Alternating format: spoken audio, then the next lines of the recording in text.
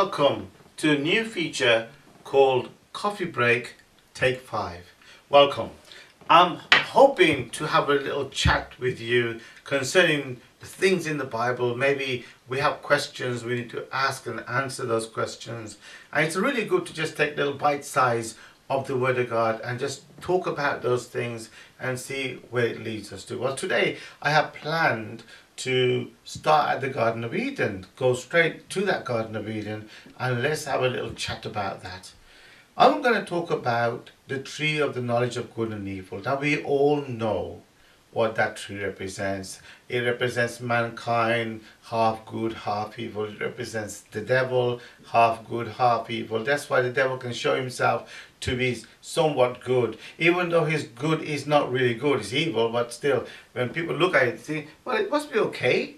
That sounds all right, that's good. But you know how you kill a rat? You put a bit of poison down with a bit of cheese or a bit of butter, and they eat and eat and then they die. That's how Satan's got man. He puts a bit of cheese down, as it were, a bit of influence, a bit of this, and say, yeah, this is okay, this is okay, this is okay. Before you know it, you've gone into sin. You've got so deep into sin that you think it's okay to do those things, and you've fallen away from God. But nevertheless, Satan would have been on those branches of that tree of knowledge of good and evil when he spoke to Adam. He spoke to Adam. Adam would have rebuked him, would have told him where to get up, because Adam knew that God doesn't look like that. He knew Jesus Christ. Of course, Jesus Christ walked in the garden. He ate and drank with them. He talked with them. He gave them commandments. He told them what to do, what to watch out for, what not to do. And the beautiful thing about Christ, he warned them, don't eat of that tree. And the thing he didn't do is, he didn't tell them why. He just told them, don't eat of that tree. If you eat, you will die. And that poses another question on death and things. We'll talk about that in another feature, because the Garden of Eden has so much truth in it. It's just crazy amount of truth. And the more you look, the more you find truth in the Garden of Eden. Anyway, Satan would have been on that tree talking to Adam. Adam would have said no and left him alone. He knew that Adam was strong and he couldn't get through to Adam, because God would have come to Adam and told him commandments, etc., etc. And he would have given Adam a personal experience of bringing the woman from his rib. He brought the woman out of Adam. So Adam would have gone through a lot of things with God, knowing that Jesus Christ is the God and he is to obey his commandment. But Eve, not Eve, she was new to all this. She didn't know half the things that Adam did know. She just knew the commandment which Adam told her. And what she did, then she looked at the tree, she spoke to the devil, and the devil wouldn't have come to her once. He would have kept coming and coming and coming and kept influencing her. He used words like, it'll make you wise, it'll make you beautiful, you'll become like gods. All these enticing words would have got to her, and she would have thought, it wouldn't have got her first, but slowly. And as time went by, she would have thought about those words and thought about, don't we get like that? We look at some kind of sin and we know we're not supposed to do that. We don't want to do those things. But, it plays on our mind. It goes round and round in circle. And before you know it, we're committing the sin. That's how the devil does things like that.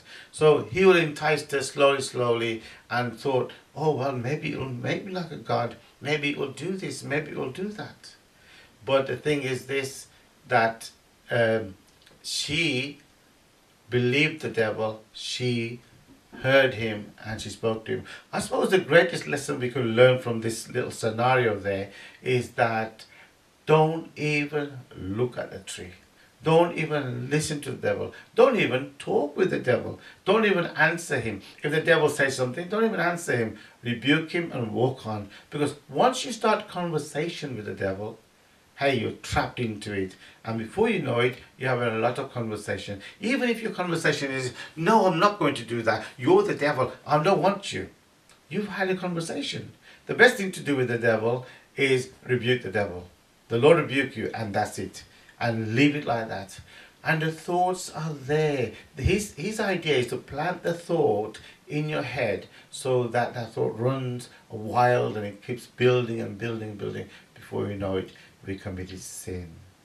So I suppose Adam knew about the death because God told him, the day you eat the fruit you shall die. And the death is another thing we shall talk about in a different episode. And also, what was the fruit on that tree of knowledge of good and evil? Don't forget the tree represents half good, half bad. Half good, half bad mankind. Half good, half bad Satan. Satan was already half good and half bad because he rebelled against God. He knew the truth. He was in the knowledge of the truth. He rebelled against God.